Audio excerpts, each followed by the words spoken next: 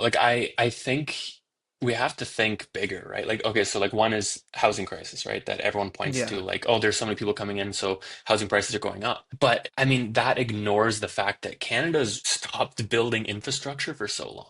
Like, I think Canada never really had a lot of public housing. We had some, and it worked decently well.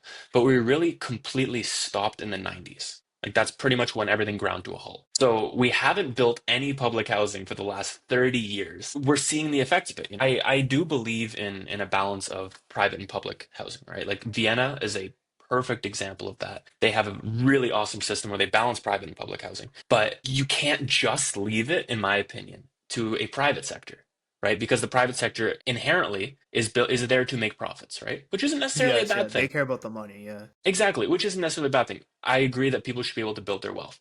But when that's the thing that drives everything, it incentivizes rent to just go up. It incentivizes housing prices to go up, you know. So for me, it's not about migrants. I think if you have good policy, you can bring in as many migrants as you want.